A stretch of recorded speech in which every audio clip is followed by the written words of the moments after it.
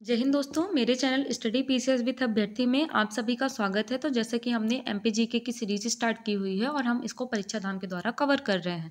तो हमने बहुत से टॉपिक्स को कवर कर लिया है। अब हमारा लगभग लास्ट ही चल रहा है परीक्षा धाम। तो हमारा आज का टॉपिक है मध्य प्रदेश का इतिहास, उनमें मध्य प्रदेश का प्राचीन इतिहास अब हम सबसे पहले पढ़ेंगे। तो चलिए स्टार्ट करते हैं। मध्य प्रदेश का प्राचीन इतिहास। मध्य प्रदेश में प्रागैतिहासिक काल या पाषाण काल, तो इसको तीन पार्ट में डिवाइड किया गया है: पुरा पाषाण काल, मध्य पाषाण काल और नव पाषाण काल। तो सबसे पहले पढ़ेंगे पुरा पाषाण काल के बारे में, पैलियोलिथिक पीरियड। तो इसका समय है 10 लाख से 10,000 ईसा पूर्व के है। ठीक है। मानव खेती करना और निवास के लिए घर बनाना नहीं जानता था। तो पुरा पाषाण काल में मानव ना तो खेती करना जानता था और ना ही अपने रहने के लिए घर बनाना जानता था। ठीक है। इस काल में आग की खोज हुई थी, किंतु इसके उपयोग के साक्ष्य नहीं मिलते हैं। मानव भोजन हेतु केवल फल, मछली और पशुओं पर निर्भर था। मानव पशुओं की खाल से शरीर ढकता था। मानव को मृतक संस्कार की जानकारी नहीं थी। पुरा पाषाण काल 3 भागों में विभक्त है: निम्न, मध्य और उच्च पुरा पाषाण काल। मध्य प्रदेश में साक्ष्य भीमबेटका, रायसेन और हथनौरा, सीहोर। तो रायसेन, भीमबेटका, रायसेन की गुफाओं से, चित्रकला से मिले हैं और हथनौरा, सीहोर में मानव की खोपड़ी के साक्ष्य मिले हैं। ठीक है। फिर मध्य पाषाण काल है हमारा। तो इसका समय 10,000 से 7,000 ईसा पूर्व है। मानव ने क्वार्टजाइट पत्थर के स्थान पर जेस्पर, चट और ब्लड स्टोन पत्थर के हथियार बनाना आरंभ कर दिया था। मानव ने शिकार के साथ साथ पशुपालन करना भी सीख लिया था। मानव ने अभी खेती करना आरंभ नहीं किया था। मृतक संस्कार में केवल गाड़ना आरंभ कर दिया था। पालतू पशु के रूप में कुत्ता का उपयोग करता था। मध्य प्रदेश में साक्ष्य आदमगढ़, होशंगाबाद से इसके साक्ष्य मिले हैं और यहाँ पशुपालन के साक्ष्य मिले हैं। ठीक है। फिर हमारा है नव पाषाण काल या उत्तर पाषाण काल, जिसे नियोलिथिक पीरियड भी बोलते हैं। 7,000 से 4,000 ईसा पूर्व है। पत्थर के हथियारों को अधिक नुकीला एवं चमकदार बना लिया था। इस काल में मानव ने पशुपालन तथा खेती करना आरंभ कर दिया था। यह अपने लिए निवास और वस्त्र बनाने लगे थे। मृतक संस्कार में गाड़ने के साथ साथ जलाना भी सीख गया था। वह आग भी जलाने लगा था, खाना पकाकर खाने भी लगा था। इस काल में लकड़ी का पहिया तथा कुम्हार का चाक भी आविष्कार हो चुका था। मानव ने धर्म, देवी देवताओं, भूत प्रेतों की कल्पना करना शुरू कर दिया था। ठीक है। नवपाषाण काल का रूपांतरण आगे चलकर ताम्र पाषाण काल और महापाषाण काल में हुआ। मध्य प्रदेश में साक्ष्य हट्टा, संग्रामपुर घाटी, दमोह, मामा, भांजा, शैलाश्रय, पचमढ़ी। तो यहाँ से किसके साक्ष्य मिलते हैं? नवपाषाण काल के। तो ये मैप में देखते हैं कि ये कृषि के साक्ष्य कहाँ मिलते हैं? बेलन घाटी से। ठीक है। विश्व का सबसे बड़ा गुफा समूह भीमबेटका, आदमगढ़, होशंगाबाद से पशुपालन के साक्ष्य। फिर हथनौरा, सीहोर से मानव कपाल के साक्ष्य मिलते हैं और यहीं से क्या मिलते हैं? यहाँ पे कृषि के साक्ष्य मिलते हैं। ठीक है। मामा, भांजा, शैलाश्रय से। ठीक है। फिर विशेष तथ्य देखते हैं हम। पाषाण काल, पैलियोलिथिक का नाम यूनानी शब्दों के आधार पर रखा गया है। इंदौर के सुख निवास महल के समीप ट्रेपियन, विदारणी, खुरचनी, परसू और जैसे पुरातात्विक औजार प्राप्त हुए हैं। रायसेन के पुराने किले के समीप पुरा पाषाण कारखाना प्राप्त हुआ है, जिसमें विदारणी, हस्तकोठार और औजार प्राप्त हुए हैं। सागर जिले के केसली के समीप 3 उपत्रिभुजीय सम ताम्र कोठार मिले हैं। जबलपुर नर्मदा नदी किनारे भेड़ा घाट, तिलवारा घाट और लमेटा घाट में पुरा पाषाण काल के मानव बस्ती के साक्ष्य भी मिले हैं। पचमढ़ी की बनियाबेरी गुफा में धार्मिक आयोजन का चित्रांकन के साक्ष्य मिले, जिसमें स्वास्तिक की पूजा की जाती। कहाँ? पचमढ़ी की बनियाबेरी गुफा में। रीवा के निकट इटार पहाड़ी से मानव एवं पशुओं की आकृति वाले शैलाश्रय प्राप्त हुए हैं। ठीक है। अब प्रमुख स्थल पढ़ते हैं पाषाण काल के। तो पहला हमारा भीमबेटका, तो रायसेन जिले के अब्दुल्लागंज के समीप स्थित है। 1957-58 में श्रीधर विष्णु वाकड़कर द्वारा इसकी खोज की गई थी। साक्ष्य तो पूरा पाषाण काल के शैल चित्र प्राप्त हुए हैं और इसको 2003 में यूनेस्को की विश्व धरोहर सूची में भी शामिल किया गया है। फिर आदमगढ़, होशंगाबाद, नर्मदापुरम जिले में स्थित है। आरबी जोशी और मनोरंजन घोष द्वारा इसकी खोज की गई है। पशुपालन का प्रथम साक्ष्य मिला है। आदमगढ़ को माइक्रोलिथिक फैक्ट्री भी कहा जाता है। किसे माइक्रोलिथिक फैक्ट्री कहा जाता है? आदमगढ़, होशंगाबाद को, नर्मदापुरम जिले। ठीक है। हथनौरा सीहोर जिले में स्थित है। 1982 में अरुण सोनकिया द्वारा इसकी खोज की गई है। तो हथनौरा की खोज किसने की है? अरुण सोनकिया ने की है। हथनौरा से मानव, होमो इरेक्टस की खोपड़ी और हाथी के जीवाश्म हथनौरा से प्राप्त हुए हैं। हथनौरा से प्राप्त प्राचीन मानव को नर्मदा मानव की संज्ञा दी गई है।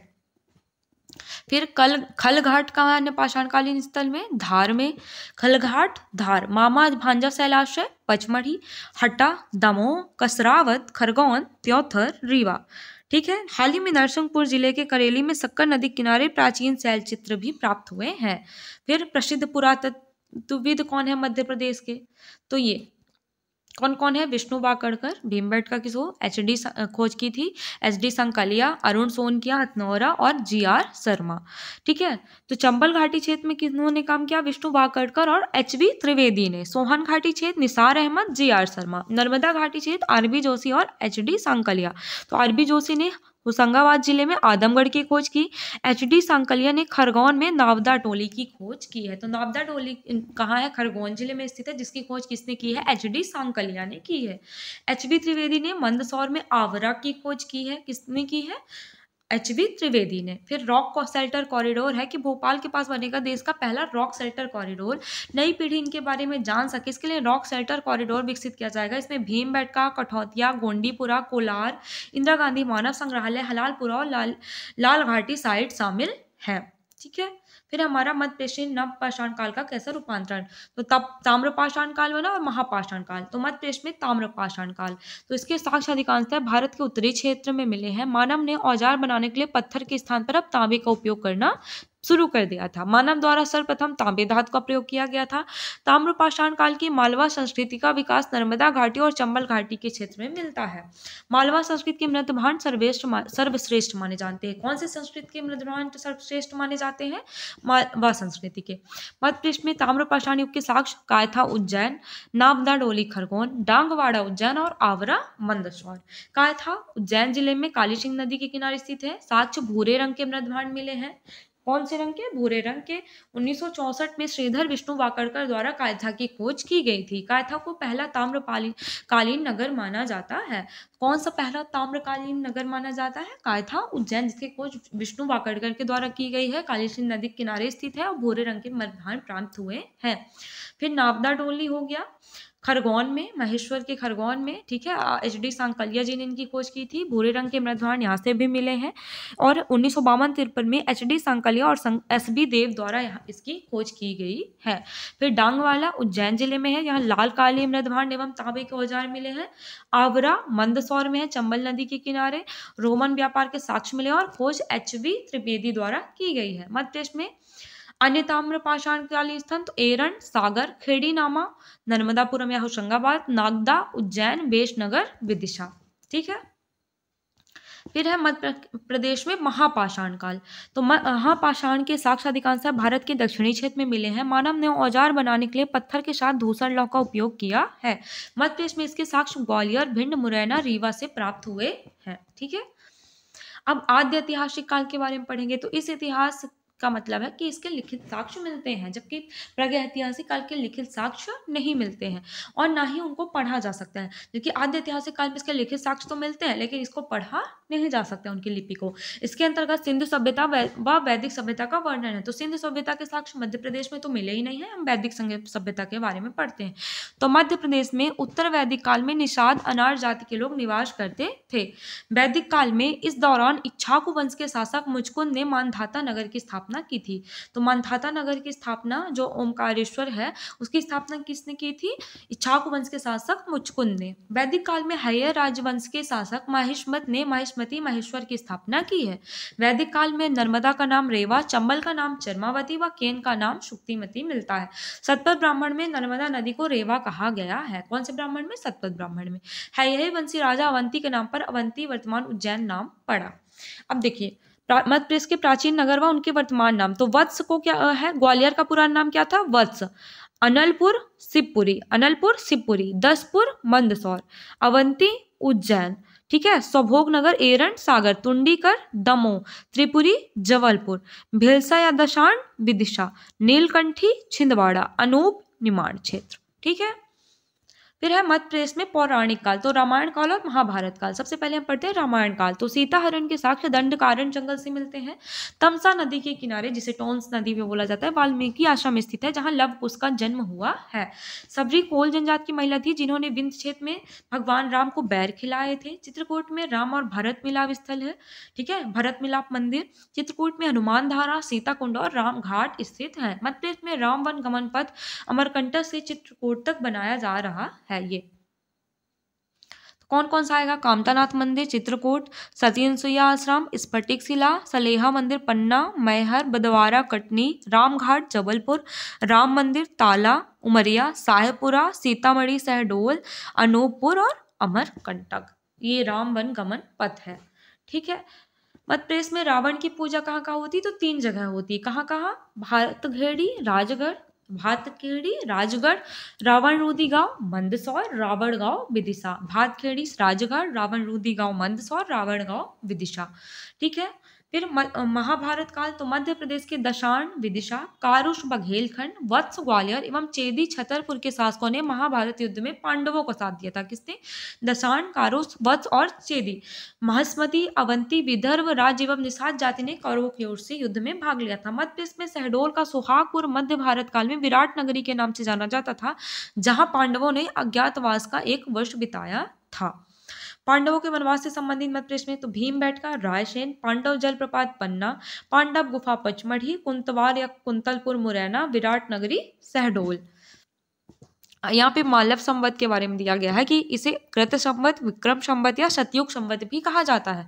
राजा विक्रमादित्य द्वारा शकों पर मालवा क्षेत्र में विजय प्राप्त करने के उपलक्ष्य में इसको शुरू किया गया था। इसका प्रथम उल्लेख ओखा मंडल गुजरात के शासक जयदेव के शिलालेख में किया हुआ है। फिर है मध्य प्रदेश उच्च शिक्षा विभाग ने पाठ्यक्रम में ऐच्छिक विषय के तौर पर रामायण और महाभारत को शामिल करने का निर्णय भी लिया है। अब मध्य प्रदेश में महाजनपद काल, 2 महाजनपद थी। कौन कौन सी? अवंती महाजनपद और चेदी महाजनपद। तो अवंती महाजनपद 2 उत्तरी अवंती और दक्षिणी अवंती में विभाजित थी। राजधानी उत्तरी अवंती की उज्जैनी थी और दक्षिणी अवंती की माहिष्मती। 6वीं शताब्दी में बौद्ध ग्रंथ अंगुत्तर निकाय व जैन ग्रंथ भगवती सूत्र में 16 महाजनपदों का उल्लेख है। 16 में से 2 महाजनपदों की राजधानी मध्य प्रदेश में स्थित थी। तो सबसे पहले हम पढ़ेंगे अवंती महाजनपद के बारे में। तो अवंती महाजनपद चंबल और नर्मदा नदी के मध्य स्थित है। ये हो गई हमारी नर्मदा नदी, ठीक है, और यहाँ से ऐसे ये चंबल नदी है। तो यहाँ पे अवंती है महाजनपद, ठीक है। और 2 भागों में विभक्त था, उत्तरी अवंती और दक्षिणी अवंती। राजधानी उत्तरी की उज्जैनी और दक्षिणी अवंती की क्या है? माहिष्मती या महेश्वर। अवंती के राजा चंड प्रद्योत बुद्ध के समकालीन थे। चंड प्रद्योत के पश्चात पालक विशाख युद्ध अजक और नंदीवर्धन शासक हुए। नंदीवर्धन प्रद्योत वंश के अंतिम शासक थे। स्कंद पुराण में अवंती को प्रसिद्ध वाणिज्यिक विज्ञान और साहित्य का केंद्र माना गया है। तो स्कंद पुराण में किसे प्रसिद्ध वाणिज्यिक विज्ञान और साहित्य का केंद्र माना गया है? अवंती को। अवंती के अंदर प्रमुख जनपद कौन कौन से? तो वत्स ग्वालियर क्षेत्र, अनूप निमाड़ क्षेत्र, नलपुर शिवपुरी क्षेत्र, ठीक है, और अनूप तो फिर से वही लिख गया है, ठीक है। फिर हमारा है चेदी महाजनपद। तो चेदी महाजनपद यमुना नदी और विंध्याचल पर्वत के मध्य फैला हुआ था। अवंती और चेदी महाजनपद के बीच वेत्रवती नदी सीमा बनाती थी। कौन सी नदी अवंती और चेदी महाजनपद के बीच सीमा बनाती है? तो वेत्रवती या बेतवा नदी। वर्तमान का बुंदेलखंड क्षेत्र चेदी महाजनपद के अंतर्गत शामिल था। केन नदी किनारे चेदी महाजनपद की राजधानी सुक्तिमती थी। कौन कौन से प्रमुख जनपद इसके अंतर्गत आते हैं? चेदी तो दशाण, विदिशा, तुंडीकर, दमोह और एरन सागर। अब फैक्ट है, शिशुपाल महाभारत काल में चंदेरी का राजा था। एक पौराणिक कथा के अनुसार महाभारत काल में राजा शिशुपाल द्वारा चंदेरी की स्थापना की गई थी। उन्हें चेदी नरेश के नाम से भी जाना जाता है। उनकी राजधानी बूढ़ी चंदेरी थी, ठीक है। अब थोड़ा सा हम वैदिक घड़ी के बारे में जानते हैं। तो यह है कि विश्व की पहली वैदिक घड़ी मध्य प्रदेश के उज्जैन में 2 अप्रैल 2022 को लगाई गई है। वैदिक घड़ी में आप समय के साथ ही लग्न, ग्रहण, मुहूर्त और पर्व की जानकारी भी हासिल कर सकते हैं। वैदिक घड़ी मौजूदा ग्रीनविच पद्धति के 24 घंटों को 30 मुहूर्तों में विभाजित किया गया है। वैदिक घड़ी में मौजूदा ग्रीनविच की समय गणना यानी घंटे, मिनट, सेकंड वाली घड़ी भी रहेगी। हर घटी मुहूर्त को अलग अलग नाम दिए गए हैं। जैसे 12 बजे को आदित्य नाम दिया गया है, ठीक है। मध्य प्रदेश में अब हम पढ़ेंगे मौर्य काल। तो सबसे पहले पृष्ठभूमि देखते हैं मौर्य काल की। तो चांदी व तांबे से निर्मित मौर्यकालीन सिक्के कहाँ कहाँ से मिले हैं? विदिशा, त्रिपुरी, जबलपुर, उज्जैन, एरन सागर और सतना से प्राप्त हुए हैं। तो चांदी और तांबे से निर्मित थे मौर्यकालीन सिक्के, जो कहाँ से मिले हैं मध्य प्रदेश में? विदिशा, त्रिपुरी, जबलपुर में है, उज्जैन, एरन सागर और सतना, ठीक है। बिंदुसार के समय अशोक को अवंती का राज्यपाल बनाया गया था। अशोक अवंती का राज्यपाल कितने वर्षों तक रहा? 11। अशोक का विवाह विदिशा नगर के सेठ की पुत्री महादेवी से हुआ था। अशोक ने उज्जैनी को अवंती की राजधानी बनाया था। अशोक के पुत्र का नाम महेंद्र और पुत्री का नाम संघमित्रा था, जिन्हें अशोक ने बौद्ध धर्म के प्रचार के लिए कहाँ भेजा था? श्रीलंका भेजा था। अशोक ने महादेवी के कहने पर सांची स्तूप और वैश्य टेकरी का भी निर्माण कराया है। किसने करवाया है? अशोक ने। ठीक है, तो सांची स्तूप और वैश्य टेकरी का निर्माण किसने करवाया था? अशोक ने। किसके कहने पर? अपनी पत्नी महादेवी के कहने पर। फिर है हमारा मौर्यकालीन अभिलेख। तो रूपनाथ अभिलेख कहाँ है? कटनी जिले में स्थित है, बहोरी वन तहसील में। मौर्यकालीन अभिलेख में पहला है रूपनाथ अभिलेख, कटनी बहोरी वन तहसील में आता है। गुर्जरा अभिलेख दतिया जिले में स्थित है, अशोक के नाम का उल्लेख गुर्जरा अभिलेख में मिलता है। सांची अभिलेख रायसेन जिले में स्थित है। हाल ही में सांची को मध्य प्रदेश की सोलर सिटी और ब्रेन सिटी का दर्जा भी दिया गया है। साथ ही सांची मध्य प्रदेश का पहला रेल संग्रहालय भी बनाया गया है। कसरावत खरगोन जिले में स्थित है। काली तलाई अभिलेख कटनी जिले में स्थित है। रूपनाथ और काली तलाई कहाँ है? कटनी में। ठीक है, और गुर्जरा दतिया में है, जहां अशोक का नाम अशोक मिलता है। सांची अभिलेख रायसेन कसरावत खरगोन जिले में स्थित है। फिर सांची के स्तूप के बारे में पढ़ते हैं। तो सांची का स्तूप कहाँ है? रायसेन जिले में स्थित। निर्माण अशोक द्वारा। स्तूप में तोरण निर्माण पुष्यमित्र शुंग द्वारा करवाया गया था। खोजकर्ता जनरल टेलर 1818 में। यूनेस्को विश्व धरोहर में कब शामिल किया गया है? 1989 में। मध्य प्रदेश का सबसे बड़ा स्तूप है। स्तूप में मोगलदायन व सारीपुत्र की अस्थियां रखी गई हैं। स्तूप में अस्थि रखने का स्थान क्या कहलाता है? हर्मिका कहलाता है। ये हड्डी अवशेष स्थल। अंड अर्धचंद्राकार गुंबद, मेधी प्रदक्षिणा पथ और वेदिका। ठीक है, भरूच का स्तूप कहाँ है? सतना में स्थित है। इसकी खोज 1873 में किसने की थी? अलेक्जेंडर कनिंघम ने की थी। तो भरूच का स्तूप कहाँ है? सतना जिले में है। तुमैन का स्तूप अशोकनगर। वैश्य टेकरी का निर्माण उज्जैन में अशोक ने अपनी पत्नी श्रीदेवी के कहने पर करवाया था। देवर कठार स्तूप रीवा में स्थित है। सतधारा सोनारी अंधेर का स्तूप रायसेन में है। तो सांची का स्तूप रायसेन, भरूच का स्तूप सतना, तुमैन का स्तूप अशोकनगर, वैश्य टेकरी उज्जैन, देवकठर रीवा, सतधारा सोनारी व अंधेर कहाँ है? रायसेन जिले में स्थित है। ये कौन से है? मौर्यकालीन है स्तूप है। ठीक है, अब हम ब्राह्मण साम्राज्य पढ़ते हैं। सबसे पहले 2250 ईसा पूर्व से एक पहली शताब्दी। ठीक है, तो संस्थापक मध्य प्रदेश में शुंग वंश। तो संस्थापक पुष्यमित्र शुंग था। मध्य प्रदेश में राजधानी विदिशा या भीलसा नगर थी। पुष्यमित्र शुंग ने अपने शासनकाल में पुत्र अग्निमित्र को विदिशा का शासक बनाकर भेज दिया था। शुंग वंश की जानकारी कालिदास की पहली रचना मालविकाग्निमित्रम से मिलती है। मालविकाग्निमित्रम में अग्निमित्र व मालविका का वर्णन मिलता है। शुंग वंश कालीन मध्य प्रदेश के प्रमुख नगर सांची, उज्जैन व सतना थे। शुंग वंश के प्रमुख शासक पुष्यमित्र शुंग के अलावा अग्निमित्र, वसुमित्र, भागमित्र या भागवत देवभूति थे। पुष्यमित्र शुंग ने सेनानी दधिअच की उपाधि धारण की थी। राजा भाग या भागमित्र के समय यूनानी राजदूत हेलियोडोरस आया था। हेलियोडोरस ने विदिशा में गरुड़ स्तंभ का निर्माण करवाया, जिससे भागवत धर्म वैष्णव धर्म के साक्ष्य मिलते हैं। तो किसके समय में आया था? राजा भाग या भागमित्र के समय में आया था। गरुड़ स्तंभ भगवान विष्णु को समर्पित है। देवभूति इस शुंग वंश का अंतिम शासक था। तो पुष्यमित्र शुंग को क्या बौद्ध धर्म या का विनाशक या संरक्षक था, इसके बारे में पढ़ते हैं। तो कुछ इतिहासकारों ने पुष्यमित्र शुंग को बौद्ध धर्म का विनाशक कहा है, क्योंकि इसने 1000 बौद्ध भिक्षुकों की हत्या करके सरयू नदी में फिकवा दिया था। लेकिन कुछ इतिहासकारों ने इसे संरक्षक कहा, क्योंकि इसने सांची स्तूप, भरूच स्तूप में तोरण दौर का निर्माण कराया था। ठीक है, फिर है मध्य प्रदेश में शातवाहन वंश। तो कौन था संस्थापक? शिमुख था। मध्य प्रदेश में इनके सिक्कों के साक्ष्य त्रिपुरी, जबलपुर, देवास, उज्जैन और विदिशा से प्राप्त हुए हैं। प्रमुख शासक शिमुख, सातकर्णी पुत्र, पुलवामी पुत्र, गौतमी पुत्र, वशिष्ठी पुत्र। अधिकतम शासकों का नाम इनकी मां के नाम पर मिलता है। प्रमुख कार्य, ब्राह्मणों को इन्होंने भूदान देना प्रारंभ किया था। तो किसने ब्राह्मणों को भूदान देना प्रारंभ किया था? शातवाहन शासकों ने। गौतमी पुत्र सातकर्णी ने शीशे के सिक्के चलाए थे। उत्तर भारत व दक्षिण भारत के बीच सेतु का कार्य किया था। अजंता व एलोरा की गुफाओं के समय में कुछ गुफाओं का निर्माण करवाया था। फिर मध्य प्रदेश के अन्य प्राचीन वंश के बारे में पढ़ते हैं। तो सबसे पहला हमारा औलिकर वंश। औलिकर वंश मध्य प्रदेश के वर्तमान मंदसौर क्षेत्र से संबंधित है। कौन से क्षेत्र से संबंधित है? मंदसौर के क्षेत्र से संबंधित है।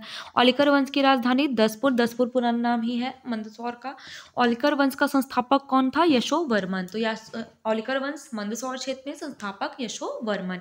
मालवा नाम देने का श्रेय औलिकर शासकों को दिया जाता है। औलिकर वंश के प्रमुख शासक नरवर्मा, सिंहवर्मन, बुद्धवर्मन आदि थे। सर हमको क्या याद करना है? औलिकर वंश कौन से क्षेत्र में? मंदसौर, राजधानी दसपुर और संस्थापक कौन था?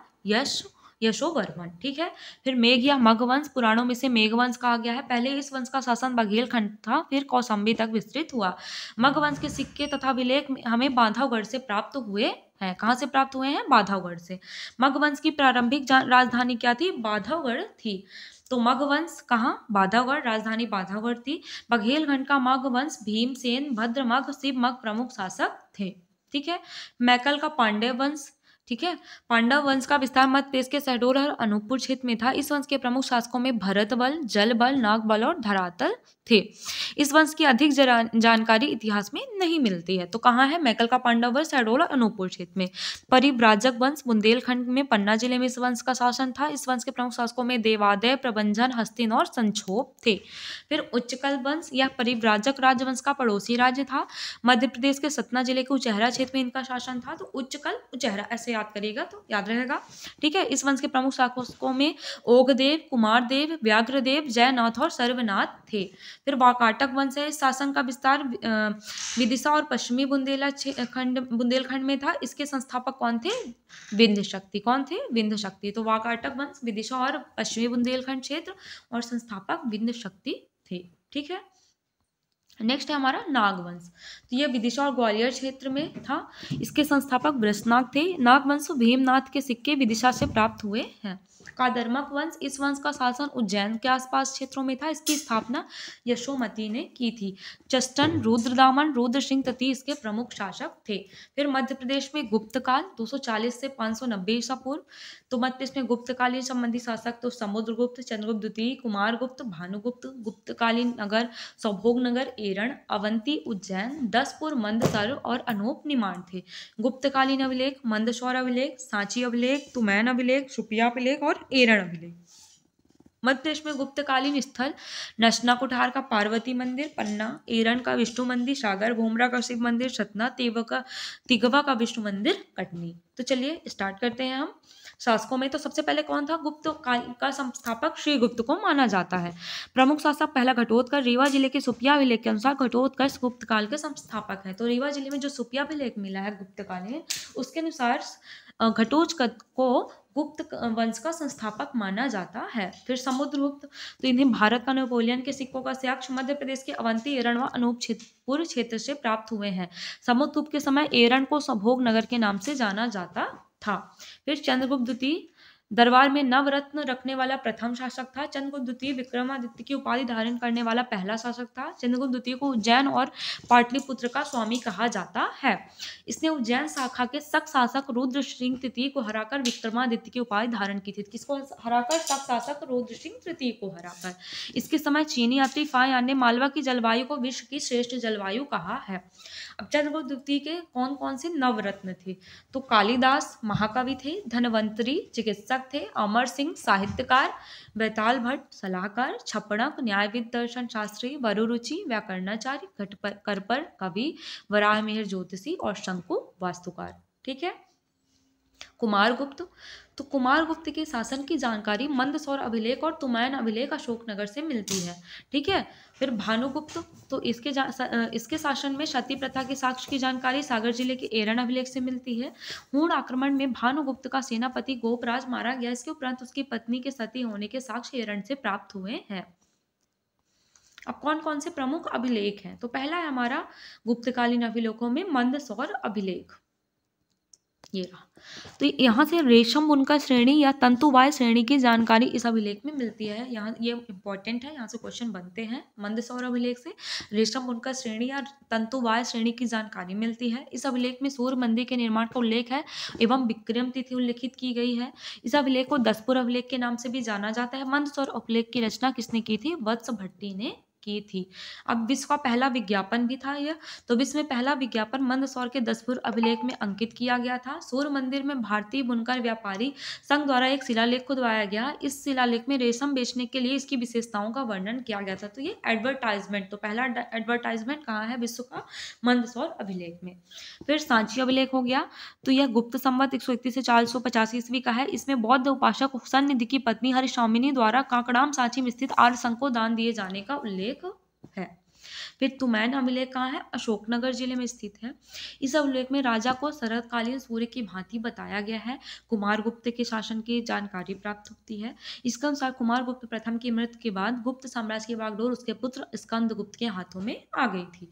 शुपिया अभिलेख रीवा जिले में स्थित है। इसमें गुप्तों की वंशावली की जानकारी मिलती है और घटोत्कच समय मतलब घटोत्कच को क्या बोला जाता है, संस्थापक इसके अनुसार माना जाता है गुप्त वंश का, ठीक है। और इसीलिए इसको क्या बोला जाता है? घटोत्कच वंश। एरन अभिलेख सागर जिले में है। भारत में हूणों के आक्रमण की जानकारी एवं सती प्रथा के साक्ष्य मिलते हैं।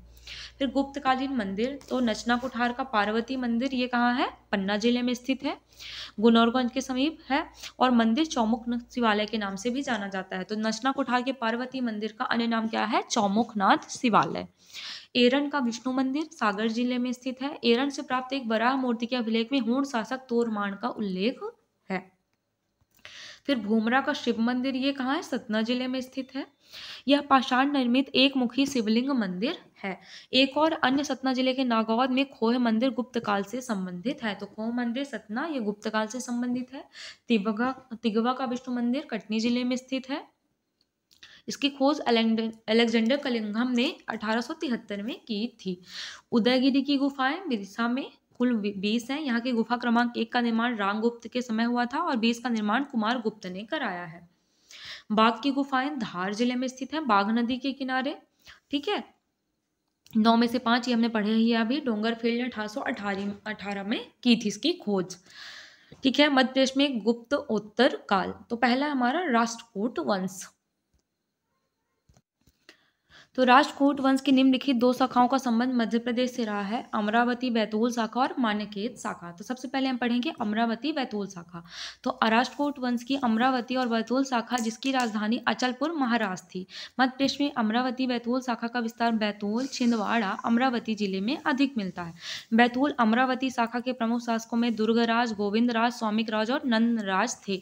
नंदराज शासक के ताम्रपत्र बैतूल जिले के तिवरखेड़ा और मुल्ताई से प्राप्त हुए। देखिए यहाँ बहुत ज्यादा चीजें याद नहीं करनी है, एक बार हम सिर्फ पढ़ रहे हैं, ठीक है। जैसे राजधानी हो गई, ये सारी चीजें बहुत नहीं याद करना, जहाँ पे याद करना है वहाँ पे बताऊंगी, ठीक है। जानकारी लिए मान लीजिए बाय चांस क्वेश्चन आ गया तो हम टिक कर सकें। फिर मान के हमको कोई 100 में 100 करने भी नहीं रहते हैं कि 100 में 100 ही हमको चाहिए, ठीक है।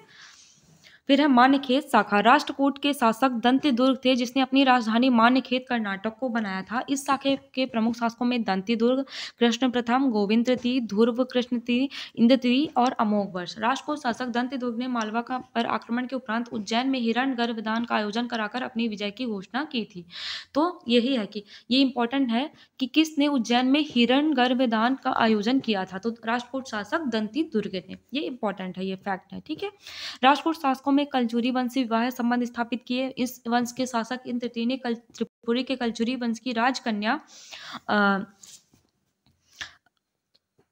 बेजंबा से विवाह किया था, ठीक है। अमोघ वर्ष का विवाह कलचुरी शासक युवराज देव की पुत्री कंडक देवी से हुआ। कुछ नहीं विवाह हुआ पढ़ना है। इस वंश के शासक कृष्ण तृतीय के शासन की जानकारी नीलकंठ अभिलेख छिंदवाड़ा से प्राप्त होती है। राष्ट्रकूट वंश में चिन्ह के रूप में गरुड़ को अपनाया गया है, ये भी इंपॉर्टेंट है, इसको भी याद कर लीजिए, ठीक है। फिर पुष्यभूति वंश या वर्धन वंश, ठीक है। तो इसके संस्थापक नरवर्धन थे। इस वंश की राजधानी थानेश्वर, हरियाणा और कन्नौज थी। इसके प्रमुख शासकों में प्रभाकर वर्धन, राजवर्धन, हर्षवर्धन और आदित्यवर्धन थे। प्रभाकर वर्धन के पुत्र राजवर्धन, हर्षवर्धन और पुत्री राज्यश्री थी। हर्ष पुष्यभूति वंश का सबसे प्रतापी शासक था। हर्ष की बहन राष्ट्री का विवाह मौखरी वंश के शासक ग्रहवर्मा के साथ हुआ था, ठीक है। फिर है ये मालवा शासक देवगुप्त ने ग्रहवर्मा की हत्या कर राजश्री को बंदी बना लिया था। हर्ष अपनी बहन राशि को ढूंढने के लिए विंध्याचल की ओर रुक गया, जहां उसकी मुलाकात बौद्ध भिक्षु दिवाकर मित्र से हुई। राजभंडर ने बदला लेने के लिए मालवा पर आक्रमण कर देवगुप्त की हत्या कर दी। रेवा नर्मदा नदी के युद्ध में हर्ष को चालुक्य नरेश पुलकेशिन द्वितीय ने हराया था। तो रेवा के युद्ध में या नर्मदा नदी के युद्ध में हर्ष को किसने हराया था? चालुक्य नरेश पुलकेशिन द्वितीय ने। हर्ष के दरबार में बाणभट्टी कवि थे। बाद में शहडोल की बाण सागर परियोजना का नामकरण इन्हीं के नाम पर किया गया था। बाणभट्ट ने हर्ष को सभी देवी देवताओं को सम्मिलित अवतार सर्वदेव अवतार भी वैत्र कहा है। चालुक्य वंश प्रतापी वंश है। इसके संस्थापक जयसिंह थे। इस वंश के शासक पुलकेशिन द्वितीय का शासन दक्षिण मध्य प्रदेश में था। इसने चीनी यात्री हाय संग या हेनसांग यात्रिकों का राजकुमार भी जिसे बोला जाता है, पुलकेशिन द्वितीय हर्ष को नर्मदा नदी पार करने से रोका था। तो इसने वर्णन किया है। ठीक है, मध्य प्रदेश के रेवा के युद्ध में पुलकेशिन द्वितीय ने, यही है जो परमेश्वर की उपाधि धारण कर ली थी उसने हर्ष को हराकर।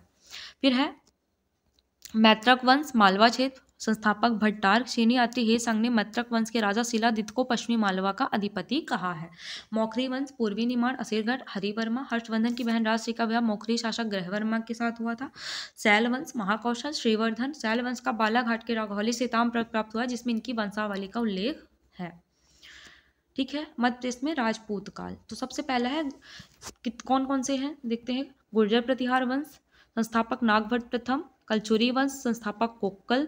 चंदेल वंश या जयझाग भुक्ति वंश, संस्थापक नन्नुक। मलवार मालवा का परमार वंश, संस्थापक उपेंद्र राज या कृष्णराज। गुर्जर प्रतिहार वंश तो 730 से 1030 ईस्वी।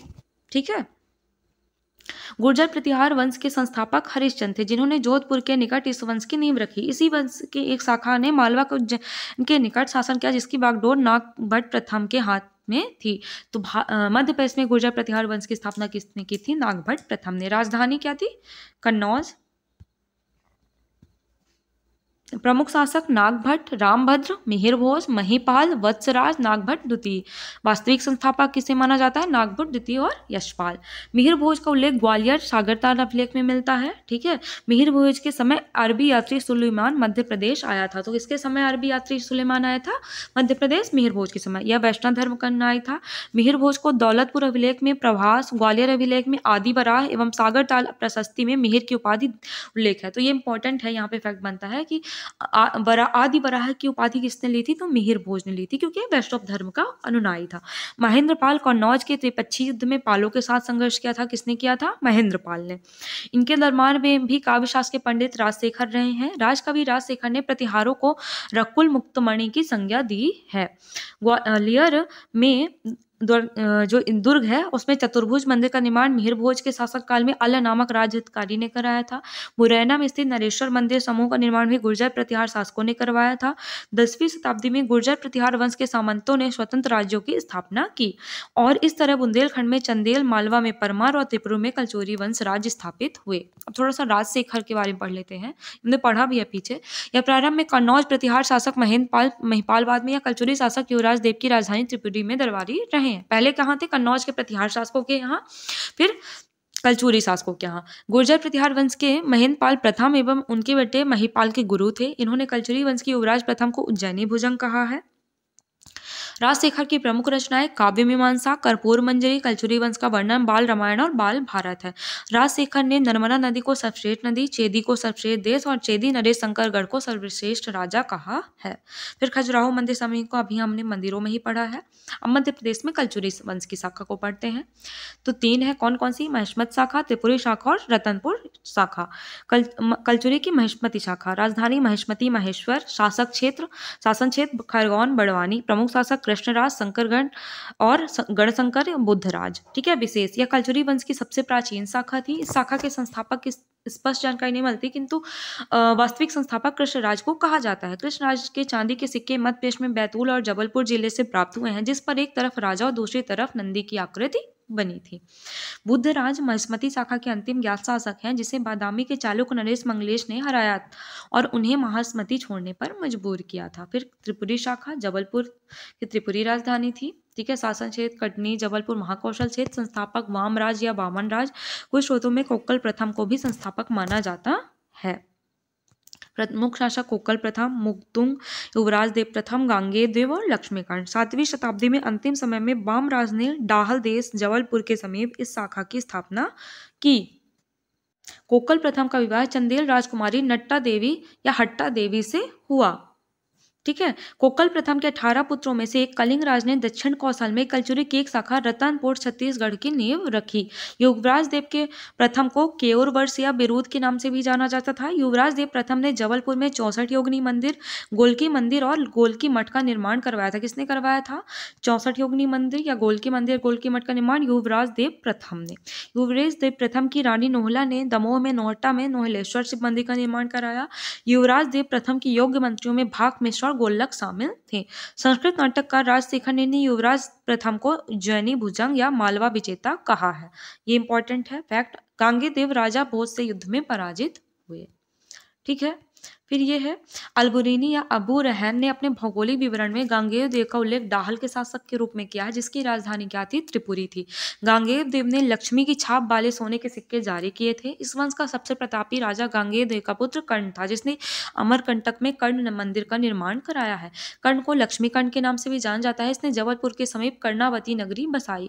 13वीं शताब्दी के आरंभ में इस वंश का पतन हो गया और त्रिपुरी पर गोंड शासकों का उदय प्रारंभ हो गया। फिर थोड़ा सा है कि कालिदास का मालविकाग्निमित्रम, इस ग्रंथ में पुष्प में शुंग और यवनों के मध्य संघर्ष के विषय में जानकारी मिलती है। कालिदास का अभिज्ञान शकुंतलम, इस ग्रंथ से गुप्तकालीन उत्तर तथा मध्य भारत के सामाजिक सांस्कृतिक जीवन की जानकारी मिलती है। कालिदास का रघुवंश, इस ग्रंथ से गुप्तकालीन सम्राट समुद्रगुप्त की विजय की जानकारी मिलती है। और परिमल गुप्त का नवसंसांग चरित से, इस ग्रंथ से परमार वंश के इतिहास के विषय में जानकारी मिलती है। राजा भोज ने तेलंगाना के तैलापा कलचुरी वंश के गांगेय देव को हराया और कहावत बनी, कहाँ राजा भोज और कहाँ गंगू तेली। ठीक है, कलचुरी की महास्मती शाखा, महिष्मत शाखा मध्य प्रदेश, त्रिपुरी शाखा मध्य प्रदेश, विदर्भ शाखा नागपुर, सरयूपुर शाखा उत्तर प्रदेश, दक्षिण कौशल शाखा रतनपुर छत्तीसगढ़, कर्नाटक शाखा। ठीक है, बहुत ज्यादा ये याद नहीं करना है। गुर्जर प्रतिहार वंश के सामान, ये इंपॉर्टेंट, यहाँ चंदेल परमार कलचुरी। तो सबसे पहले हम पढ़ते हैं चंदेल या जेजाक भुक्ति वंश। तो 9वीं शताब्दी में नन्नुक या चंद्रवर्मा ने चंदेल वंश की स्थापना की। किसने की थी? नन्नुक या चंद्रवर्मा ने। लोक मान्यताओं के अनुसार चंदेलों का मूल स्थान छतरपुर जिले का मनियागढ़ है। चंदेलों की राजधानियां खजुराहो, कलिंजर और महोबा। प्रमुख शासक जयशक्ति, राहिल, हर्षवर्धन, यशोवर्मन, धंगदेव, राजा गंड, विद्याधर और परमर्दी देव। तो जयशक्ति को जेजा या विजय शक्ति के नाम से भी जाना जाता है। इन्हीं के नाम पर इस वंश को जेजाक भुक्ति भी कहा जाता है। चंदेलों के वैवाहिक संबंध कलचुरी से हुए। जयशक्ति की पुत्री हट्टा देवी नट्टा देवी का विवाह कल प्रथम से हुआ। फिर राहिल या जयशक्ति का पुत्र था। कुछ इतिहासकारों के अनुसार सागर में स्थित राहली नगर का नामकरण भी इसी चंदेल शासक के नाम पर हुआ है। हर्षवर्मन मतंगेश्वर मंदिर का निर्माण किसने करवाया था? हर्षवर्मन। मतंगेश्वर मंदिर कहाँ है? खजुराहो में है। निर्माण किसने करवाया है? हर्षवर्मन ने। यशोवर्मा या लक्ष्मण वर्मा, चंदेल शासक यशोवर्मन ने चतुर्भुज मंदिर का निर्माण और लक्ष्मण मंदिर की नींव खजुराहो में रखी। चतुर्भुज मंदिर और लक्ष्मण मंदिर यशोवर्मन ने प्रतिहार राजा महिपाल, परमार राजा सियक द्वितीय और कचुली नरेश युवराज देव प्रथम को हराया। लक्ष्मण अभिलेख में यशोवर्मा को गौड़ रूपी क्रीड़ा लता के लिए तलवार बताया गया है। महोबा में स्थित बेला सागर बेला ताल झील का निर्माण कराया है। किसने करवाया? यशोवर्मा ने। राजा धंग ने खजुराहो में विश्वनाथ मंदिर या मरकतमणि शिवलिंग का निर्माण कराया एवं कलिंजर को राजधानी बनाया। तो राजा धंग ने मरकतमणि शिवलिंग का निर्माण करवाया था और कलिंजर को अपनी राजधानी बनाया था। राजा धंग ने ही खजुराहो का जिननाथ मंदिर या पार्श्वनाथ मंदिर का निर्माण करवाया है। तो 2 मंदिर, विश्वनाथ मंदिर और पार्श्वनाथ मंदिर का निर्माण किसने करवाया है? राजा धंग ने। राजा धंग ने यशोवर्मन द्वारा प्रारंभ किए गए लक्ष्मण मंदिर का निर्माण कार्य पूरा कराया। राजा धंग ने जीवन के अंतिम समय में प्रयाग में के संगम में जल समाधि ली और अपने प्राण त्याग दिए। राजा गंड धंग के पुत्र गंड ने खजुराहो में चित्रगुप्त मंदिर व जगदम्बा मंदिर का निर्माण करवाया। विद्याधर गंड के पुत्र विद्याधर ने खजुराहो में सबसे बड़े कंदरिया महादेव मंदिर, जिसकी ऊंचाई लगभग 31 मीटर का निर्माण करवाया। विद्याधर चंद्रगुप्त की तरह कविताओं की रचना करता था। इसने लुगात हिंदवी कविता की रचना की थी। किसकी? लुगात हिंदवी। विद्याधर ने 1819-20 में अपनी कूटनीति से महमूद गजनवी से दोस्ती और संधि कर ली थी और उसके आक्रमण का सफल विरोध किया था। फिर कीर्तिवर्मन ने महोबा की कीर्ति सागर नाम से यह निर्माण करवाया था जेल का, जो कि चंद्रवाल और उसकी सहायक नदी चंदनौर को रोककर बनाया गया था। इसने कालिंजर में बुढ़ा बुड्ढी तालाब का निर्माण भी कराया। इसके दरबार में कृष्ण मित्र नाटककार रहता था। तो कृष्ण मित्र नामक नाटककार किसके दरबार में रहते थे? कीर्तिवर्मन, और उनकी रचना प्रबोध चंद्रोदय है। फिर परमर्दी देव को परमाल के नाम से भी जाना जाता है, जिसने अपनी राजधानी कालिंजर और महोबा को बनाया। परमर्दी देव 1182 में पृथ्वीराज चौहान से पराजित हुए और इन्हें महोबा क्षेत्र उन्हें सौंपना पड़ा। तो परमर्दी देव का युद्ध किसके साथ हुआ था? पृथ्वीराज चौहान से 1182 में, जिससे वो पराजित हो गए थे और अपना महोबा क्षेत्र किसको सौंपना पड़ा था? पृथ्वीराज चौहान को। प्रसिद्ध कवि जगनिक इनके दरबार में रहते थे। तो प्रसिद्ध कवि जगनिक इनके दरबार में रहते परमर्दी देव ने, जिन्होंने आल्हा खंड और परिमाल रासों की रचना रचना की है। आल्हा एवं ऊदल परमानंद देव के मुख्य सेनापति थे, जिनके सम्मान में जगनिक ने वीर रस से उत्प्रोत आल्हा खंड की रचना की।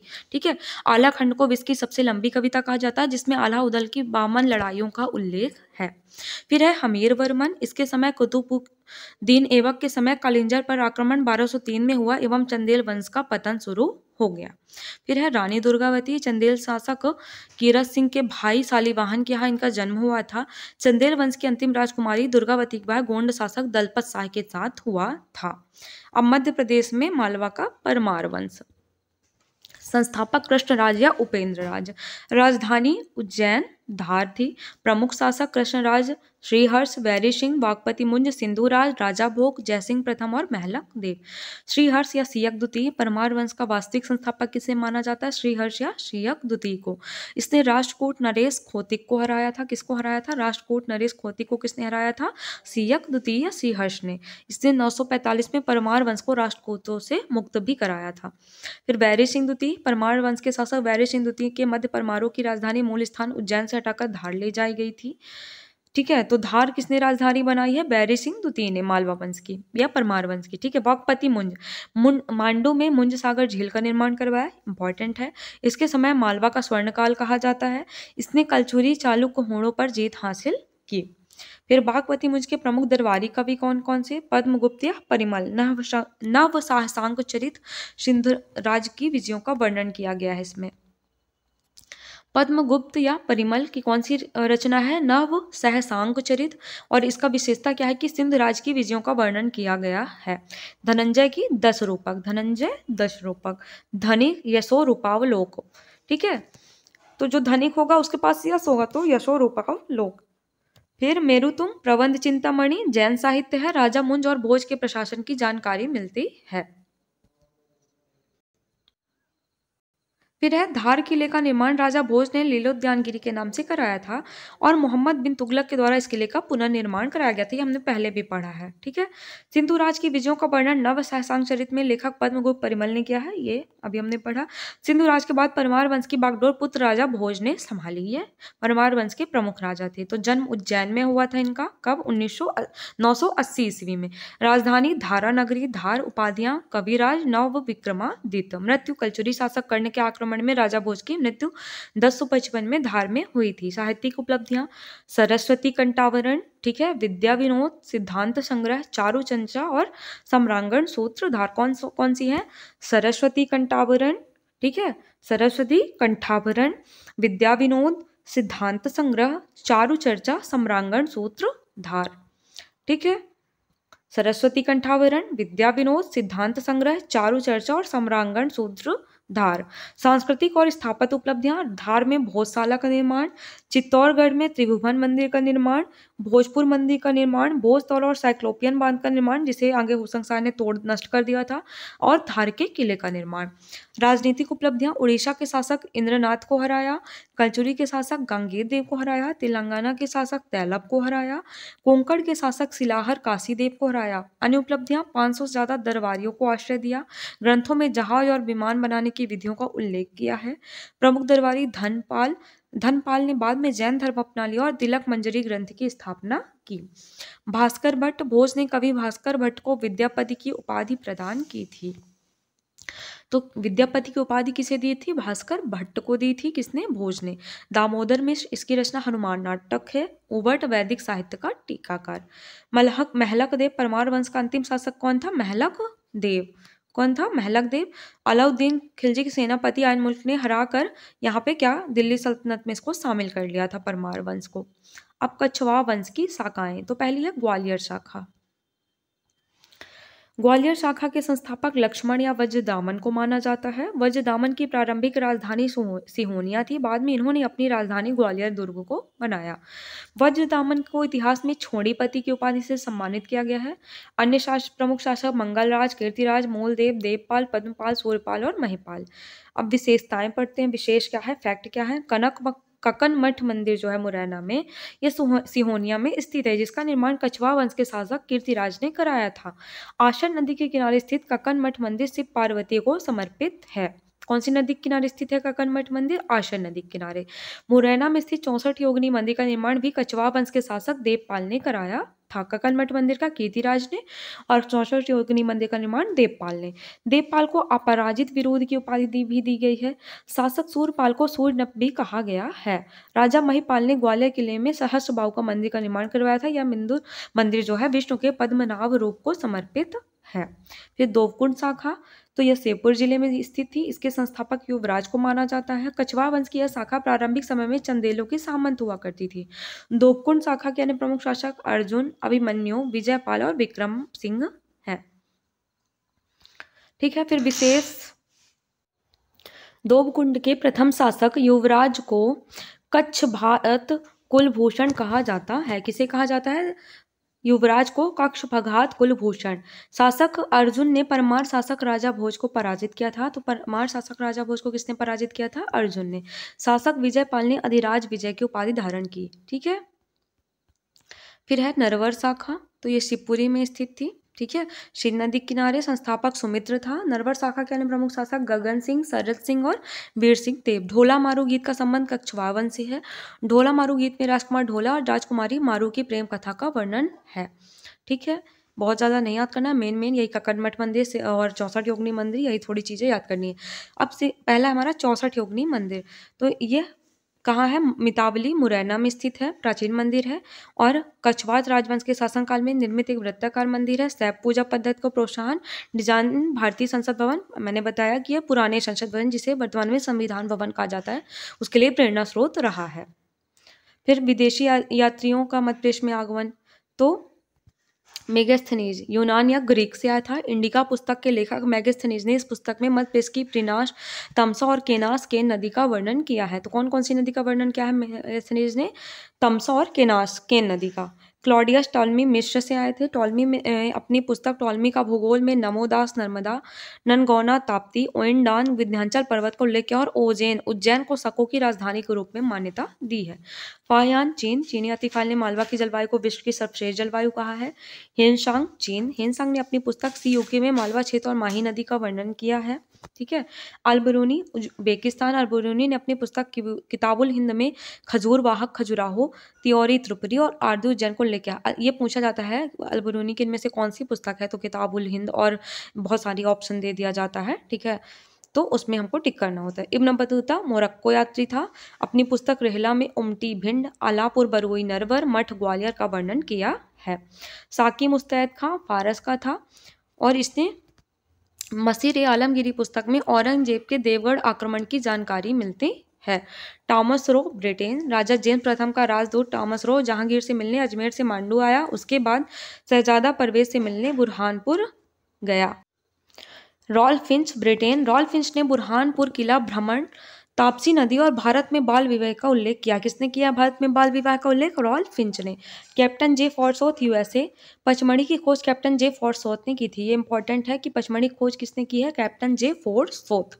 इन्होंने अपनी पुस्तक the Highlands of central India नामक एक प्रसिद्ध पुस्तक ली जिसमें सतपुड़ा पर्वत श्रेणी की उत्कृष्ट सुंदरता का चित्रण है।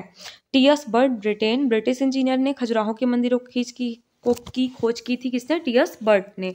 अलेक्जेंडर कनिंघम, भारत स्तूप को खोज की जनरल टेलर ब्रिटेन। सांची स्तूप को पहली बार जनरल टेलर ने ही देखा था। जॉन मार्शल ब्रिटेन, सांची पुरातात्विक संग्रहालय की स्थापना की। फिर यहाँ पे थोड़ा सा समाचार पन्नों से लिखा हुआ है, वो देखते हैं कि प्रभात राय मूर्ति स्टूडियो ग्वालियर में स्थित है। इसमें बाघ देवी की नई प्रतिमा अष्टधातु द्वारा निर्मित की गई है, किंतु सांप्रदायिक विवाद के कारण यह मूर्ति अभी तक स्थापित नहीं की गई है। साइक्लोपियन बांध, विशाल बांध का निर्माण भोजपुर में बेतवा नदी पर किसने करवाया था? राजा भोज ने, जिसे बाद में होशंग शाह के द्वारा नष्ट कर दिया गया था। ठीक है, अब हमारा प्राचीन इतिहास मध्य प्रदेश का कंप्लीट हो गया है। हमारा नेक्स्ट है मध्य प्रदेश का मध्यकालीन इतिहास। ठीक है, तो पहला है हमारा दिल्ली सल्तनत कालीन मध्य प्रदेश। ये तो गुलाम वंश 1206 से 1290, 1202 में कुतुबुद्दीन ऐबक ने चंदेल राजा परमर्दी देव परिमल देव को हराकर कालिंजर खजुराहो को जीता। ठीक है, 1231-32 इल्तुतमिश ने ग्वालियर देव को प्रतिहारों को हराया था। ठीक है, 1235 में इल्तुतमिश पहला सुल्तान था जिसने महाकालेश्वर मंदिर को लूटा था। गयासुद्दीन बलबन ने रक्तवाल लौह की नीति के तहत नरवर के राजा चहाड़ देव पर आक्रमण किया था। ठीक है, तो 1251 में गयासुद्दीन बलबन ने रक्त व लौह नीति के तहत नरवर के राजा चहाड़ देव पर आक्रमण किया। फिर खिलजी वंश 1290 से 1320, खिलजी वंश के शासक जलालुद्दीन खिलजी ने मालवा को लूटा था। 1292-93 में अलाउद्दीन खिलजी ने अपने सेनापति एनमुल को मालवा पर आक्रमण के लिए भेजा। एनमुल्क ने परमार शासक महलक देव की हत्या कर दी। 1296 में अलाउद्दीन खिलजी ने कालिंजर, चंदेरी, धार और मांडू जैसे नगरों को लूटा। फिर मांडू विजय दक्षिण विजय कुंजी थी। यह किसका कथन था? अमीर खुसरो ने अलाउद्दीन खिलजी की मांडू की विजय पर कहा है। दमोह में स्थित सलैया शिलालेख में अलाउद्दीन खिलजी को सार्वभौम शासक बताया गया है। फिर है तुगलक वंश 1320 से 1414। फारसी भाषा के अभिलेख बटियागढ़ दमोह से गयासुद्दीन तुगलक के आधिपत्य के साक्ष्य मिलते हैं। संस्कृत भाषा के अभिलेख बटियागढ़ दमोह से ज्ञात होता है कि तुगलक शासन का विस्तार मध्य प्रदेश में भी था। फिरोज शाह तुगलक का जिक्र दुलनीपुर सागर अभिलेख में है। मोहम्मद बिन तुगलक ने देवगिरी राजधानी परिवर्तन के दौरान धार के किले का पुनर्निर्माण करवाया था, जबकि निर्माण किसने करवाया था? लीलोद्यानगिरी के नाम से राजा भोज ने। मोहम्मद बिन तुगलक के समय गुलीक खां को चंदेरी का शासक बनाया गया था। तो मोहम्मद बिन तुगलक के समय चंदेरी का प्रशासक किसे बनाया गया था? गुलीक खां को। फिरोज शाह तुगलक ने मलिक रजा को बुरहानपुर का सूबेदार नियुक्त किया था। किसे बुरहानपुर का सूबेदार नियुक्त किया था? मलिक रजा को। ठीक है, तुगलक वंश के समय ही मालवा में दिलावर खां गौरी ने स्वतंत्र राज्य की घोषणा की और मालवा सल्तनत की शुरुआत हुई। फिर है लोधी वंश 1451 से 1526। बहलोल लोधी ने ग्वालियर पर पहला आक्रमण किया, लेकिन मान सिंह तोमर से पराजय मिली। सिकंदर लोधी ने अपनी राजधानी आगरा को बनाया ताकि वह ग्वालियर पर नियंत्रण कर सके। सिकंदर लोधी ने 5 बार ग्वालियर पर आक्रमण किया, लेकिन जीत नहीं सका। इब्राहिम लोधी ने 1517 से 18 में तोमर वंश के शासक विक्रमजीत को पराजित किया। दिल्ली सल्तनत के पतन के बाद 1526 में गुजराती शासक बहादुर शाह ने मालवा पर अधिकार कर लिया। फिर मध्य प्रदेश में स्वतंत्र मुस्लिम सल्तनत काल। तो पहली पृष्ठभूमि, तो तुगलक शासकों ने दिलावर खां गौरी को मालवा का गवर्नर नियुक्त किया और तुगलक वंश के पतन के बाद 1392 में मालवा सल्तनत की शुरुआत हुई। प्रमुख वंश गौरी वंश, खिलजी वंश और अन्य शासक। तो दिलावर गौरी खां हुसैन, अल्प खां होशंग शाह के नाम से भी जाना जाता है, गजनी खां मोहम्मद शाह गौरी। खिलजी वंश में महमूद खिलजी, गयासुद्दीन खिलजी, नासिर शाह, महमूद शाह। अन्य शासक बहादुर शाह, कादिर शाह, सुजायत खां और बाज बहादुर। अब पढ़ते हैं हम मालवा का गौरी वंश। दिलावर गौरी खां या हुसैन। मालवा में सल्तनत काल का संस्थापक दिलावर खां गौरी को माना जाता है। इसने धार को अपनी राजधानी बनाया था। 1405 में धार में लाट मस्जिद का भी निर्माण कराया। दिलावर खां गौरी को तुगलक शासकों ने मालवा का सूबेदार नियुक्त किया था। इसका वास्तविक नाम क्या था? हुसैन था। यह अपनी माता की ओर से दमिश्क के सुल्तान सिहाबुद्दीन गौरी का वंशज था। फिर होशंग शाह गौरी दिलावर खां गौरी का पुत्र था। इसका वास्तविक नाम क्या था? अल्प खां था। इसे मालवा सल्तनत का वास्तविक संस्थापक कहा जाता है। होशंग शाह ने राजधानी मांडू को बनाया। इसने मांडू का नाम परिवर्तित कर शादियाबाद खुशियों का शहर कर दिया। इसने नर्मदापुरम का नाम परिवर्तित कर होशंगाबाद कर दिया। इसने जामी मस्जिद का निर्माण करवाया, जिसकी नींव महमूद प्रथम द्वारा रखी गई थी। तो जामी मस्जिद की नींव किसने रखी थी? महमूद प्रथम ने। और पूर्ण किसने करवाया? होशंग शाह गौरी ने। इसने राजा भोज के द्वारा निर्मित साइक्लोपियन बात को नष्ट कर दिया था। मांडू में असरफी महल की नींव प्रथम प्रस्तर का निर्माण होशंग शाह ने कराया और होशंग शाह का मकबरा मांडू में स्थित है। होशंग शाह का मकबरा मध्य प्रदेश का ताजमहल कहलाता है। ये यहाँ पे ये है कि असरफी महल की नींव किसने रखी थी? होशंग शाह ने, जबकि इसका पूर्ण किसने किया था? महमूद खिलजी ने। और जामी मस्जिद की नींव महमूद खिलजी प्रथम ने रखी थी और पूर्ण करवाया था होशंग शाह ने। फिर छींट या सूती कपड़ा। तो मालवा के रंगीन और विभिन्न डिजाइनों से छपे हुए सूती कपड़े बहुत प्रसिद्ध थे, जिन्हें छींट कहा जाता था। छींट सूती कपड़ों की विदेशों में बहुत मांग थी। मध्य प्रदेश का मध्यकालीन शहर सिरोज का छींट सूती कपड़ा विश्व प्रसिद्ध था। फिर है मोहम्मद शाह गौरी। तो होशंग शाह की मृत्यु के बाद होशंग शाह गौरी अल्प समय के लिए गद्दीर पर बैठा। इसका वास्तविक नाम गजनी खां था। यह मालवा में गौरी वंश का अंतिम शासक था। फिर अब खिलजी वंश मालवा का। तो महमूद खिलजी प्रथम। तो महमूद खिलजी मोहम्मद शाह गौरी की हत्या कर राजगद्दी पर आसीन हुआ। मालवा में खिलजी वंश का संस्थापक माना जाता है। इसने होशंग शाह का मकबरा मांडू में निर्मित करवाया। जिसे मध्य प्रदेश का ताजमहल कहा जाता है। महमूद खिलजी ने राणा कुंभा से युद्ध कर विजय प्राप्त की और मांडू के नजदीक एक विजय स्तंभ का निर्माण किया, लेकिन यह विजय स्तंभ किसी कारणवश ध्वस्त हो गया। इसने असरफी महल का निर्माण पूर्ण करवाया, तत्कालीन मदरसा था। फिर गयासुद्दीन खिलजी, इसके समय जहाज महल की स्थापना हुई। मेदिनी राय को चंदेरी का राज्यपाल नियुक्त किया गया था। चंदेरी का राज्यपाल किसे नियुक्त किया था? मेदिनी राय को। किसने? गयासुद्दीन खिलजी ने। इसने हिंडोला महल व चंपावाबड़ी का निर्माण कराया। अभी हमने महल वाले चैप्टर में पढ़ा है। मालवा में मादक वस्तुओं पर प्रतिबंध लगाया था गयासुद्दीन खिलजी ने। फिर नासिर शाह, गयासुद्दीन की मृत्यु के बाद नासिर शाह मालवा की गद्दी पर बैठा। इसने उज्जैन में कलिया देव पैलेस का निर्माण करवाया। इसने अल्प समय के लिए शासन किया व इसकी मृत्यु उज्जैन के निकट हो गई। फिर महमूद शाह, इसे महमूद खिलजी द्वितीय भी कहा जाता है। इसके समय गुजराती शासक बहादुर शाह ने मालवा पर आक्रमण कर मांडू पर अधिकार कर लिया। ठीक है, अब मालवा में गुजरात के स्वतंत्र शासक, तो पहला है बहादुर शाह। 1531 में बहादुर शाह ने मांडू में अपने नाम पर खुतवा पढ़वाया और मालवा पर गुजरात का अधिकार हो गया। 1535 में हुमायूं और बहादुर शाह के बीच मंदसौर में युद्ध हुआ, जिसमें हुमायूं ने बहादुर शाह को पराजित किया। कादिर शाह ने 1557 में हुमायूं ने कादिर शाह को मालवा का सूबेदार नियुक्त किया। कादिर शाह का वास्तविक नाम क्या था? मल्लू खां था। सुजायत खां, 1543 में शेर शाह सूरी ने मालवा पर आक्रमण किया, जिससे कादिर शाह डरकर गुजरात भाग गया। शेर शाह सूरी ने सुजायत खां को मालवा में सूबेदार नियुक्त किया। सुजायत खान ने मालवा की राजधानी मांडू से सारंगपुर लाया। फिर बाज बहादुर, ये इंपॉर्टेंट है। सुजायत खां की मृत्यु के बाद उसका बड़ा पुत्र बाज बहादुर मालवा सल्तनत की गद्दी पर बैठा। इसका वास्तविक नाम बायजीत खां था। इसने गढ़ा राज की गोंड रानी दुर्गावती पर आक्रमण किया, लेकिन रानी दुर्गावती से बुरी तरह पराजित हुआ। बाज बहादुर एक संगीतकार भी था। इसने राग मालवी, राग गुजरी आदि रागों का आविष्कार किया। रानी रूपमती के लिए इसने रेवा कुंड व रूपमती महल का निर्माण करवाया। अकबर के सेनापति अब्दुल्ला खां उजबेग और बाज बहादुर के मध्य 1561 में सारंगपुर का युद्ध हुआ। इस युद्ध में बाज बहादुर हार कर भाग गया। परिणाम स्वरूप रानी रूपमती ने जहर खाकर आत्महत्या कर ली। बाद में रानी रूपमती के कब्र पर आकर बाज बहादुर ने भी अपने प्राण त्याग दिए। रूपमती और बाज बहादुर की समाधि राजगढ़ के सारंगपुर में स्थित है। बाद में अकबर को इस आक्रमण का पछतावा हुआ और अकबर ने बाज बहादुर के कब्र आसिक के सादिक एवं रानी रूपमती की कब्र पर शहीदे वफा लिखवाया। यहाँ पे थोड़ा सा लिखा हुआ कि मालवा अभियान में राणा कुंभा व महमूद खिलजी के मध्य युद्ध हुआ। दोनों ने अपनी जीत के दावे किए व दोनों ने एक विजय स्तंभ का निर्माण किया। राणा कुंभा ने चित्तौड़गढ़ में व महमूद खिलजी ने मांडू के पास, लेकिन वर्तमान में चित्तौड़गढ़ का विजय स्तंभ मौजूद है और महमूद खिलजी द्वारा बनाया गया विजय स्तंभ किसी कारणवश नष्ट हो गया है। अब पढ़ते हैं दिमाड़ के फारूकी वंश के बारे में।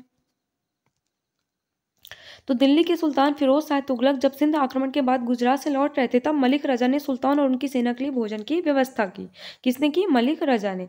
इससे खुश होकर उन्होंने मलिक राजा को ताप्ती के कछार प्रदेश का सूबेदार बना दिया। सुल्तान फिरोज शाह की मृत्यु के पश्चात मलिक राजा ने दिल्ली सल्तनत से स्वयं को स्वतंत्र घोषित कर फारूकी वंश की स्थापना की। तो संस्थापक कौन था? मलिक अहमद रजा, शासी क्षेत्र खानदेश बुरहानपुर बीजागढ़ खरगोन। प्रमुख शासक मलिक नासिर खां, मीरन अदिल खान, मीरन मुबारक खां, मीरन आदिल खान, मीरन मोहम्मद खां, राजा अली खां और मीर बहादुर खां। मलिक राजा ने अपने पुत्र नासिर की शादी मालवा के प्रथम गौरी शासक दिलावर खां की पुत्री के साथ कर अपनी स्थिति को मजबूत कर लिया था। 1399 में अहमद रजा के पुत्र मलिक नसीर ने राजा आसा हीर को धोखा देकर असीरगढ़ पर कब्जा कर लिया। गुजरात के शासक अहमद शाह ने मलिक नसीर को खान की उपाधि दी। तब से इनका प्रदेश खानदेश कहलाने लगा। बुरहानपुर का पुराना नाम भ्रगनापुर या ब्रहटपुर था। भ्रगनापुर का नाम बदलकर मलिक नासिर खान ने शेख बुरहानुद्दीन के नाम पर बुरहानपुर रख दिया। आदिल खान द्वितीय ने अपने क्षेत्र का विस्तार गोंडवाना क्षेत्र और झारखंड क्षेत्र तक किया, इसलिए इसे झारखंड भी कहा जाता था। मीरा मोहम्मद खान की मां रकैया बेगम ने बुरहानपुर में बीबी की मस्जिद का निर्माण कराया।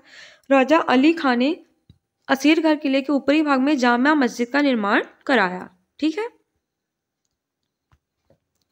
अकबर ने असीरगढ़ किले पर अधिकार करने से पहले खानदेश के अधिकारियों को दिल खोलकर रुपया बांटा, इसलिए इतिहासकार कहते हैं कि असीरगढ़ के द्वार सोने की कुंजी से खोले गए थे। 1601 में असीरगढ़ किले पर बादशाह अकबर का अधिकार हो गया। कब हो गया? 1601 में। बुरहानपुर में मीर बहादुर खान का उस शासन था उस समय। असीरगढ़ की विजय अकबर की अंतिम विजय थी।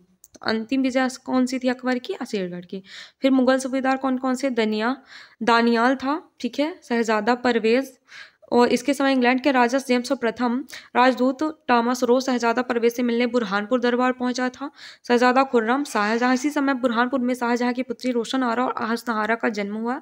प्रारंभिक काल में शाहजहां ने बुरहानपुर से ही शासन चलाया। बुरहानपुर में ही 1631 में पत्नी मुमताज महल की मृत्यु हो गई और उसके सबको ताप्ती नदी के तट पर दफनाया गया। फिर उसी वर्ष मुमताज के अवशेषों को शहजादा शुजा के संरक्षण में आगरा भेजा गया।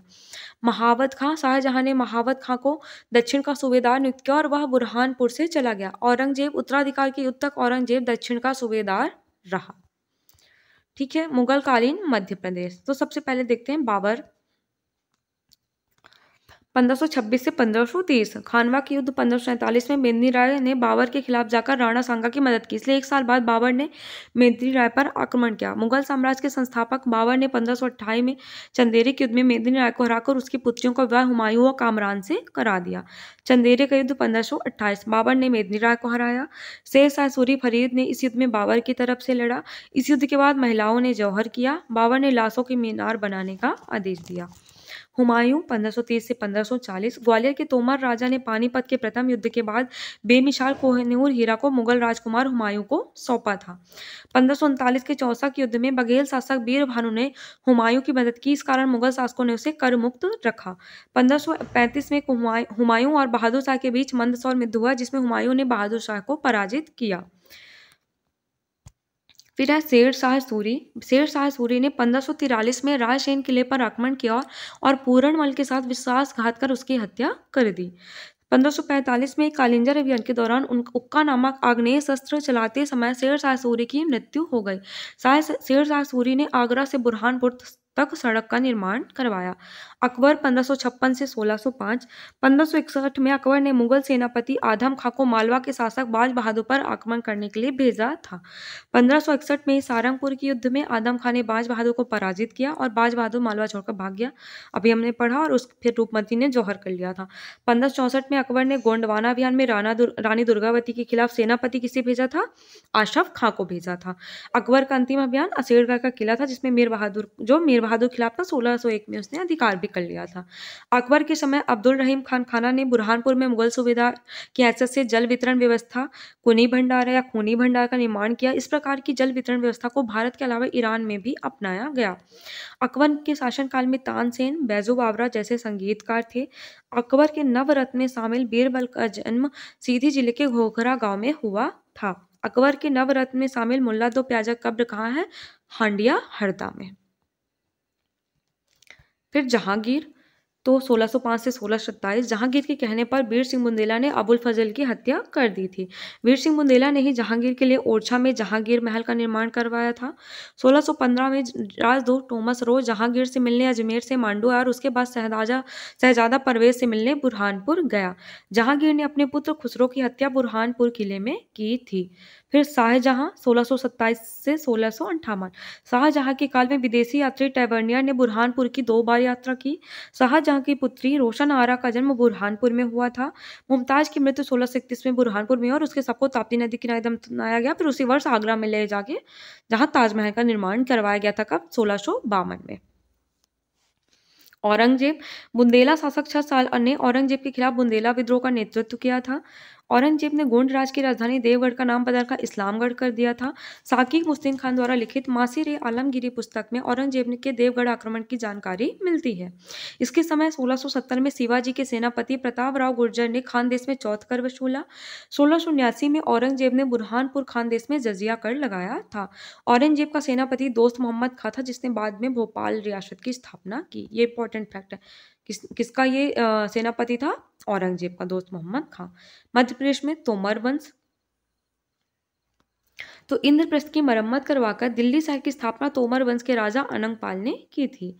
तो कालांतर में दिल्ली शहर में मुस्लिम शासन के पास इसकी 3 शाखाएं बन गई। पाटन शाखा गुजरात, रोहिलखंड शाखा उत्तराखंड और ग्वालियर मुरैना शाखा मध्य प्रदेश। तो प्रमुख शासक वीर सिंह देव, उद्धरण देव, बीरम देव, गणपत देव, डूगरेन सिंह देव, कीर्ति सिंह, कल्याणमल, मान सिंह, विक्रमजीत सिंह। इब्राहिम लोदी ने विक्रमजीत को पराजित किया था। ठीक है, और तोमर वंशावली का विवरण ग्वालियर पुरातात्विक संग्रहालय के अनुसार है ये। ठीक है, तो तोमर शासकों का योगदान, वीर सिंह देव तोमर के बारे में हम पढ़ते हैं पहले। तोमर वंश की स्थापना ग्वालियर मुरैना क्षेत्र में वीर सिंह देव ने 14वीं शताब्दी में की थी। इन्होंने ग्वालियर में चतुर्भुज मंदिर, जीत महल व जीत स्तंभ का निर्माण करवाया था। मान सिंह तोमर ने नहरों का निर्माण करवाया। इन्होंने मान कौतूहल या संगीत ग्रंथ की रचना की। मान कौतूहल एक संगीत ग्रंथ है जिसकी रचना किसने की थी? मान सिंह तोमर ने। इन्होंने ग्वालियर में गुर्जरी महल व बादरगढ़ महल का निर्माण करवाया था।